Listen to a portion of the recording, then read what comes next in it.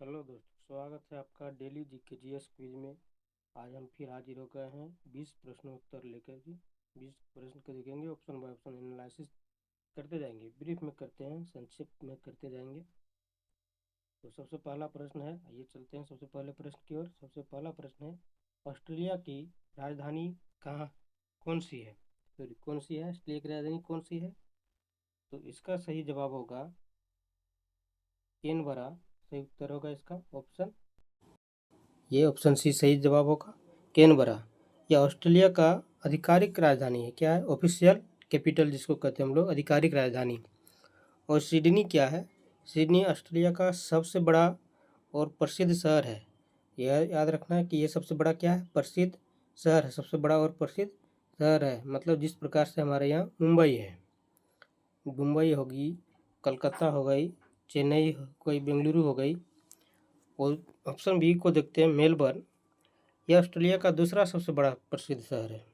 यह क्या है? दूसरा सबसे बड़ा प्रसिद्ध शहर है।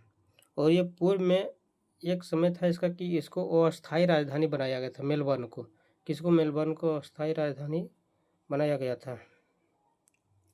और तीसरा ऑप्शन है, सॉरी, कैनबरा के बारे में तो आपने पढ़ ही लिया, ये ऑस्ट्रेलिया की आधिकारिक राजधानी है। ब्रिस्बेन ऑस्ट्रेलिया के क्वींसलैंड राज्य की राजधानी। ये क्या? ऑस्ट्रेलिया के क्वींसलैंड, ये ब्रिस्बेन क्या है? ऑस्ट्रेलिया के एक राज्य है क्वींसलैंड। मतलब कि ये साफ से नहीं लिखा रहा दोस्त, क्वींसलैंड एक राज्य है, इसकी राजधानी है, ये को है, ये क्वींसलैंड राज्य की राजधानी ब्रिस्बेन है। ठीक है, अब चलते हैं हम दूसरे प्रश्न की ओर। कल हमने इसके बारे में पढ़ा था, आज भी हम इसके बारे में पढ़ रहे हैं। हमारे सौरमंडल का सबसे बड़ा ग्रह कौन सा है? तो कल हमने बताया था कि ये मतलब आकार और द्रव्यमान दोनों में सबसे बड़ा सौरमंडल का ग्रह है बृहस्पति। और शनि के बारे में मैंने बताया, ये छल्लों के लिए प्रसिद्ध जाना जाता है, रिंग इस प्रकार से छल्लों के लिए आप देखेंगे 3D में, तो ये छल्लों के लिए इस प्रकार से ये जाना जाता है रिंग को। और वरुण, यह सूर्य से 8वां और चौथा सबसे बड़ा ग्रह है। ये सूर्य से 8वां और चौथा, और ये चौथा, जिसको हम लोग इंग्लिश में कहते हैं फोर्थ। चौथा क्या? सबसे बड़ा ग्रह है। सूर्य से 8वां और चौथा सबसे बड़ा, सूर्य से 8वां चौथा। पृथ्वी, यह 5वां सबसे बड़ा ग्रह है जिस पर कि जीवन मौजूद है। जीवन किस पर मौजूद है? पृथ्वी पर। इसको हम लोग ब्लू प्लानेट भी कहते हैं। हम तीसरे प्रश्न की ओर बढ़ते हैं। प्रसिद्ध पेंटिंग मोनालिसा किसने बनाई थी? तो प्रसिद्ध पेंटिंग मोनालिसा किसने बनाई थी? प्रसिद्ध painting Mona Lisa Leonardo da Vinci ने। किसने बनाई? लियोनार्डो दा विंची ने बनाई। लियोनार्डो दा विंची इटली के इस पुनर्जागरण कालीन महान कलाकार ने मोनालिसा की रचना की थी। इस महान कलाकार जो है, इटली के पुनर्जागरण कालीन, मतलब पुनर्जागरण हुआ था उस समय इसका, तो इस महान कलाकार ने मोनालिसा की पेंटिंग बनाई थी। अब हम ऑप्शन 1 देखते हैं, विंसेंट वैन गॉग। ये प्रसिद्ध डच चित्रकार थे। ये कौन थे? डच चित्रकार। इनकी प्रसिद्ध कृति जो है starry night, STARRI, starry night, NIGHT, starry night है। अब ऑप्शन बी को हम देखते हैं, पाब्लो पिकासो कौन है? ये स्पेनिश चित्रकार थे। क्यूबिज्म शैली के लिए जाने जाते हैं। किसके लिए? क्यूबिज्म शैली के लिए जाने जाते हैं। क्यूबिज्म शैली के लिए जाने जाते हैं।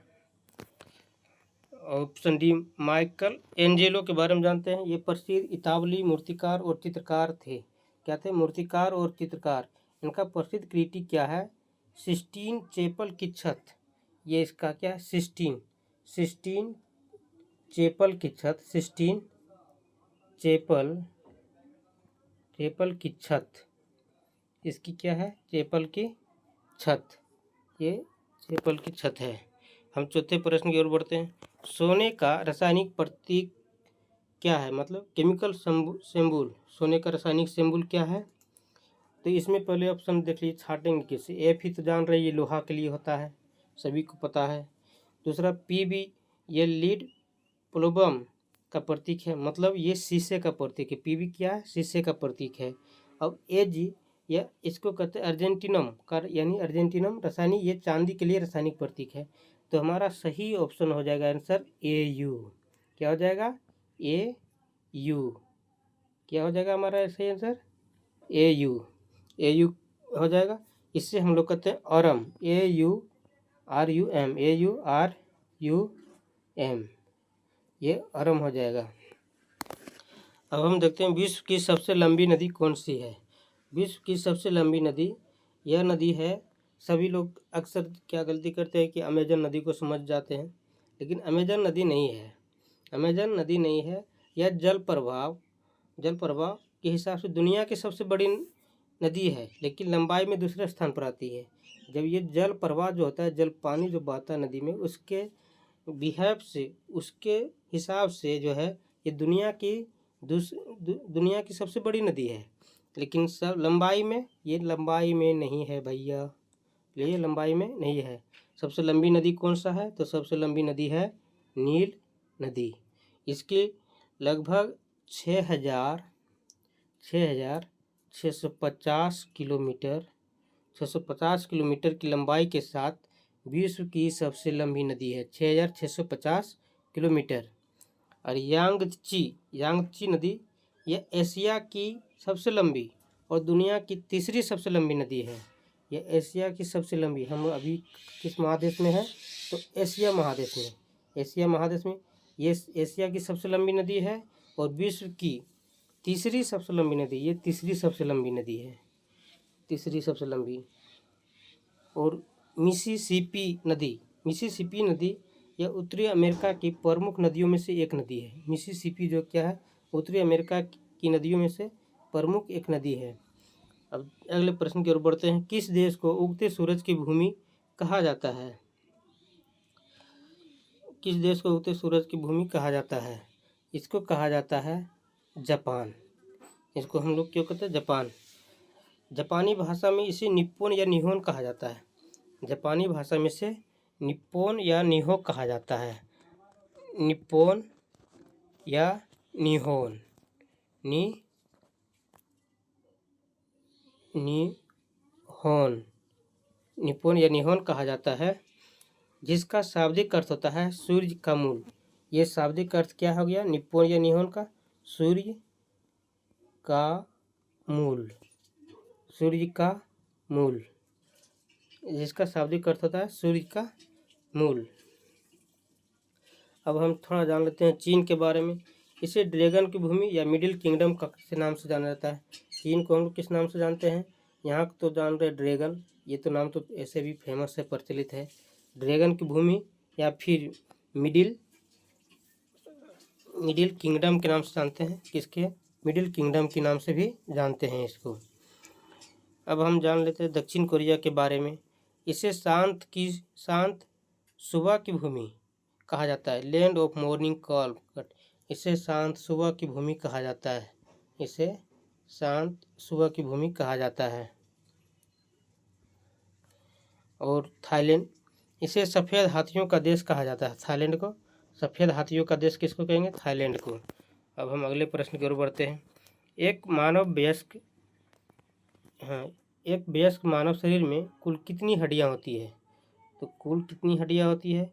सही उत्तर इसका भैया 208 और 206। इसमें से लोग कन्फ्यूजन करते हैं कि 208 होगा या 206 होगा, तो इसका सही जवाब है 206। 206 एक मानव वयस्क के कंकाल तंत्र में कुल लगभग 206 हड्डियां होती है, और यह 208 जो है यह अमान्य संख्या है। 300 नवजात शिशु के शरीर में लगभग 270 से 300 हड्डियां होती है। जब वे बड़े होने पर आपस में जुड़ जाती है, ये नवजात जो बच्चा जन्म लेता है उसमें 270 से लेकर के 300 हड्डियां होने की संभावना 300 हड्डियाँ होती है, संभावना नहीं है, होती है, जो बाद में बड़े होकर के जुट जाते हैं। 210 यह एक गलत विकल्प है, इसका भी नहीं होगा कुछ। कंप्यूटर का जनक किसे कहा जाता है? Fathers of computer. कंप्यूटर का जनक किसे कहा जाता है? तो इसका चार्ल्स बेबेज सही ऑप्शन है। चार्ल्स बेबेज को कंप्यूटर का जनक कहा जाता है। इन्होंने सबसे पहले यांत्रिक computer, mechanical computer, analytical engine की रूपरेखा बनाई थी। क्या बनाई थी? एनालिटिकल इंजन की रूपरेखा यांत्रिक कंप्यूटर बनाई थी। एलन ट्यूरिंग, इन्हें आधुनिक कंप्यूटर का विज्ञान और एआई का जनक माना जाता है। इन्हें आधुनिक कंप्यूटर का विज्ञान और एआई का जनक किसे माना जाता है? एलन ट्यूरिंग को। जो आजकल हम लोग यूज़ करते हैं ना एआई, और बोलते हैं कि एआई से बड़ा खतरनाक है, ये सारे लोगों की रोजगार छीन लेगा। बहुत से फील्ड में ये हावी हो रही है और दिख भी रहा है। सॉफ्टवेयर इंजीनियर का तो इन्होंने एआई ने तो बजा के रखा है। तो इसी को किसने बनाया था? एलन ट्यूरिंग ने। इसका जनक माना जाता है एलन ट्यूरिंग को। थॉमस एडिसन, ये महान अमेरिकी आविष्कारक, बिजली का बल्ब, फोनोग्राफर इत्यादि के आविष्कारक थे। थॉमस एडिसन जो है बिजली का बल्ब जो आज हम लोग जलाते हैं उसका आविष्कारक, और फोनोग्राफ इत्यादि के आविष्कारक थे। निकोला टेस्ला, ये प्रत्यावर्ती धारा, एसी करंट और रेडियो तकनीक के आविष्कार के लिए प्रसिद्ध है। प्रत्यावर्ती धारा, एसी करंट और रेडियो तकनीक के आविष्कार के लिए प्रसिद्ध है। हम देखते हैं अब अगले प्रकाश संश्लेषण, फोटोसिंथेसिस के दौरान पौधे में कौन सी गैस अवशोषित करते हैं? तो पौधे कौन सा गैस अवशोषित करते हैं प्रकाश संश्लेषण के द्वारा? तो सही उत्तर है ये कार्बन डाइऑक्साइड। इसीलिए कहा जाता है कि हम लोगों के लिए पेड़ पौधे का रहना कितना आवश्यक है। कार्बन डाइऑक्साइड अवशोषित करते हैं। पौधे भोजन बनाने के लिए सूर्य से प्रकाश और जल में उपस्थिति CO2 ग्रहण करते हैं। ये जल में उपस्थिति CO2 को, कार्बन डाइऑक्साइड को ग्रहण करते हैं और सूर्य से प्रकाश क्या लेते हैं? सूर्य से प्रकाश लेते हैं भाई, ये सूर्य से प्रकाश लेते हैं, तब ये इनका जाकर भोजन बनता है। ऑक्सीजन, इस दो प्रक्रिया दौरान ऑक्सीजन गैस छोड़ते हैं। ये जब कार्बन डाइऑक्साइड लेते हैं तो ये ऑक्सीजन क्या करते हैं? छोड़ते हैं। और नाइट्रोजन पौधे से जड़ों के माध्यम से पोषक तत्व के रूप में लेते हैं, सीधे गैस के रूप में। जड़ के माध्यम से ये पोषक तत्व के रूप में लेते हैं भैया, गैस के माध्यम से नहीं, सीधे गैस रूप में ये नहीं लेते हैं, याद रखने की बात है। ये पोषक तत्व के रूप में ले लेते हैं। हाइड्रोजन, ये H2O विघटन से हाइड्रोजन प्राप्त करते हैं। ये पौधे जो है जल हाइड्रोजन जो क्या है, ये H2O के विघटन से इसको विखंडन करके ये हाइड्रोजन प्राप्त करते हैं पौधे। बड़ा कारीगरी की बात है। चलिए अब हम अगले प्रश्न देखते हैं। मरियाना ट्रेंच किस महासागर में स्थित है? तो मरियाना ट्रेंच किस महासागर में स्थित है? प्रशांत महासागर। दुनिया का सबसे गहरा समुद्री गर्त और प्रशांत महासागर में स्थित है। अटलांटिक महासागर, यहाँ पीट्रो रिंको ट्रेंच स्थित है। यहाँ क्या है? पीट्रो रिंको ट्रेंच स्थित है। हिंद महासागर, यहाँ से सुंडा जावा ट्रेंच स्थित है। यहाँ क्या है? सुंडा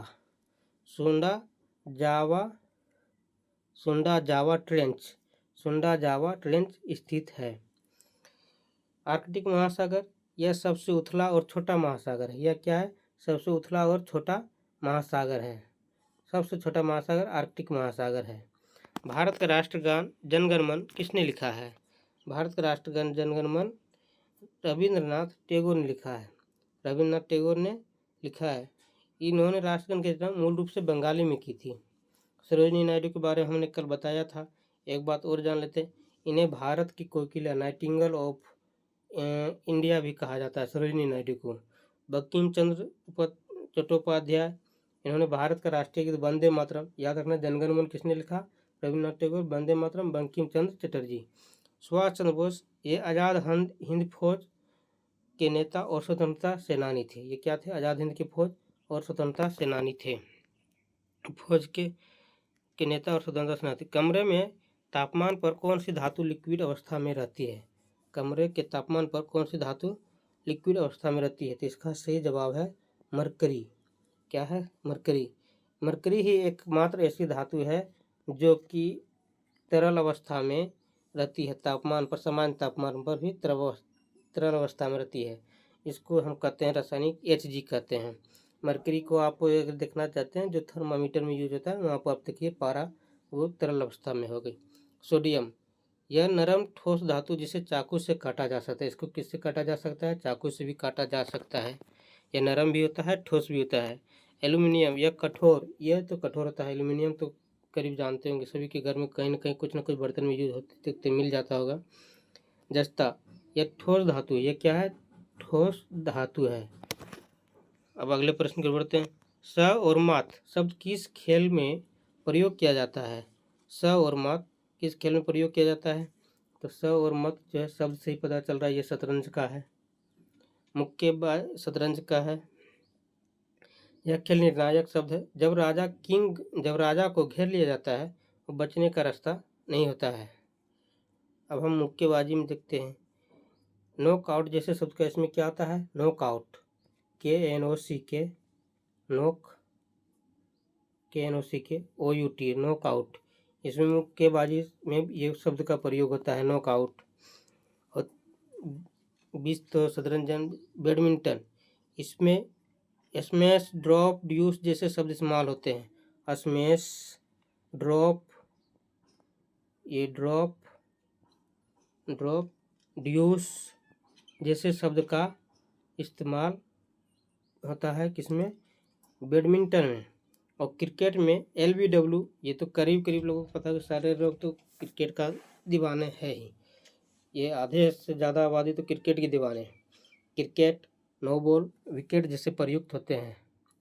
अगले प्रश्न की ओर हम बढ़ते हैं। पृथ्वी की सबसे ऊपरी और कठोर परत को क्या कहा जाता है?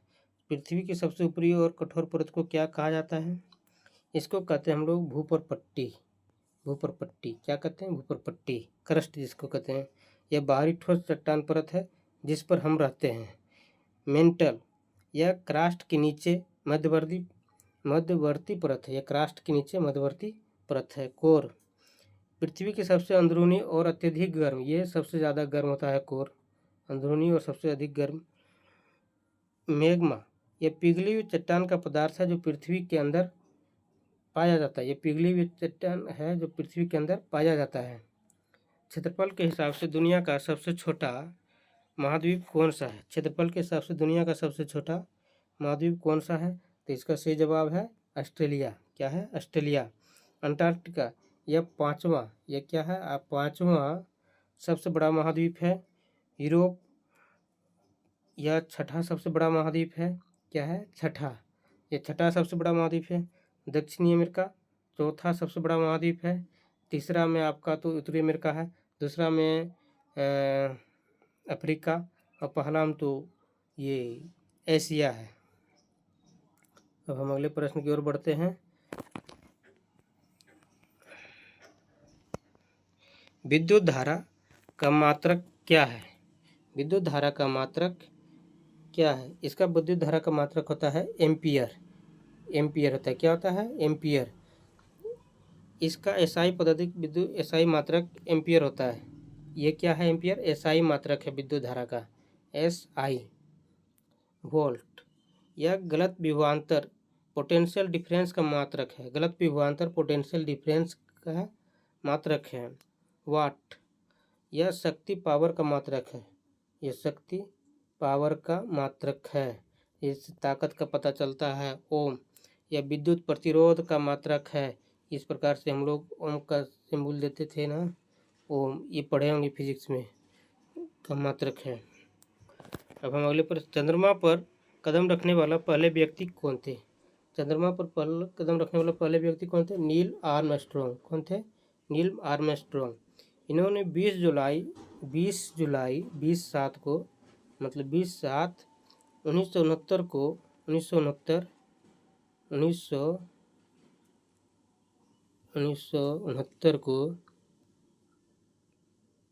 1969 को अपोलो 11 अपोलो 11 मिशन के तहत चंद्रमा पर पहला कदम रखा था? किस मिशन के तहत? अपोलो 11 मिशन के तहत। और कब रखा? 20 जुलाई 1969 को। बज एल्ड्रिन, ये नील आर्मस्ट्रॉन्ग के साथ अपोलो 11 मिशन पर गए थे। नील आर्मस्ट्रॉन्ग के साथ कौन गए थे? Buzz Aldrin. ये भी गए थे। चंद्रमा पर उतरने वाले दूसरे सबसे व्यक्ति हो गए। ये दूसरे व्यक्ति हो गए। ये क्या होगा? दूसरे यूरी गार्गिन। ये क्या है? Yuri Gagarin. यूरी गार्गिन क्या है? ये अंतरिक्ष में जाने वाले दुनिया के पहले व्यक्ति थे। चंद्रमा पर इन्होंने नहीं उतरा है। याद रखना, ये दुनिया अंतरिक्ष में जाने वाले पहले व्यक्ति यूरी गार्गिन है। अब माइकल कॉलिंस अपोलो 11 मिशन के कमांड मॉड्यूल पायलट थे, जो मुख्य यान में ही रहे। ये अपने यान से नहीं उतरे थे, मतलब जिसमें गए थे वो वहाँ से नहीं उतरे थे। ये मुख्य पायलट के रूप में मुख्य मॉड्यूल पायलट थे। सहारा मरुस्थल किस महाद्वीप में स्थित है? सहारा मरुस्थल किस महाद्वीप में स्थित है? तो ये अफ्रीका में है। ये दुनिया का सबसे बड़ा गर्म मरुस्थल है, जो उत्तरी अफ्रीका में फैला हुआ है। एशिया, यहाँ थार और गोबी जैसी मरुस्थल स्थित है। यहाँ क्या है? थार। ये थार और गोबी जैसी मरुस्थल है स्थित है। दक्षिणी अमेरिका, यहाँ अटाकामा मरुस्थल स्थित है। यहाँ क्या है? अटाकामा मरुस्थल स्थित है। ऑस्ट्रेलिया, यहाँ ग्रेट विक्टोरिया मरुस्थल स्थित है। क्या है? ग्रेट विक्टोरिया मरुस्थल स्थित है। प्राकृतिक गैस का मुख्य घटक क्या है? प्राकृतिक गैस का मुख्य घटक क्या है? प्राकृतिक गैस का मुख्य घटक मीथेन है। क्या है? मीथेन है। मीथेन प्राकृतिक गैस में लगभग 70% से 90% तक मीथेन यानी कि CH4 गैस होती है। मीथेन को CH4 गैस होती है। मीथेन को CH4 कहते हैं। इथेन, यह प्राकृतिक गैस का द्वितीय घटक। इथेन क्या है? ये प्राकृतिक गैस का द्वितीय घटक है। प्रोपेन, ऑप्शन ए में देख लेते हैं। यह प्राकृतिक गैस में कम मात्रा में पाई जाती है। ये LPG का मुख्य घटक है। LPG का मुख्य घटक है प्रोपेन। ब्यूटेन, यह भी LPG गैस का मुख्य घटक होता है। ब्यूटेन भी LPG गैस का मुख्य घटक होता है। मानव शरीर का कौन सा अंग रक्त ब्लड फिल्टर करके मूत्र बनाता है? इसका तो सिंपल सी बात है, करीब करीब को आंसर पता होगा। ये किडनी क्या है? हमारा गुर्दा जिसको कहते हैं। किडनी क्या है? ये हमारा ब्लड को फिल्टर करके पेशाब बनाता है। अब यह रक्त से अपशिष्ट पदार्थों और अतिरिक्त जल को छानकर मूत्र का निर्माण करता है। हृदय जो है, इसका मुख्य कार्य शरीर में रक्त को पंप करना, मतलब ब्लड को यहाँ तक फैलाना। यकृत, जिसको लीवर कहते हैं हम लोग, यकृत को क्या कहते हैं? लीवर। टॉक्सिन्स और डिटॉक्स करता है। ये क्या करता है? टॉक्सिन्स को डिटॉक्स करता है और पित्त रस मतलब बाइल बनाता है। क्या बनाता है? रस बाइल, जिसको रस हिंदी में बोलते हैं, बाइल इंग्लिश में बोलते हैं। फेफड़े, इनका कार्य है श्वसन प्रक्रिया द्वारा रक्त में ऑक्सीजन मिलाना और CO2 को बाहर निकाला। ये क्या करता है भाई? CO2 कार्बन डाइऑक्साइड को बाहर निकालता है, सीधे भाई साहब को खींच के बाहर करता है। दोस्तों, हमारा यह प्रयास रहता है कि हम प्रत्येक दिन प्रश्न लेकर के आएँ और हर ऑप्शन बाय ऑप्शन को एनालिसिस करें। अगर हमारे द्वारा बताई गई जानकारी अगर आपको अच्छी लगती है, हमारे चैनल को लाइक करें, सब्सक्राइब करें, हमारे वीडियो कमेंट बताएं कैसी लगी नहीं लगी, ताकि हम उस पर सुधार कर सकें। और हमें आपसे एक विनती है कि आप हमारे चैनल को सब्सक्राइब करें और बेल आइकन प्रेस करना ना भूलें। हम कठिन मेहनत करते हैं, ऐसे नहीं बोल रहे भाई। Thank you.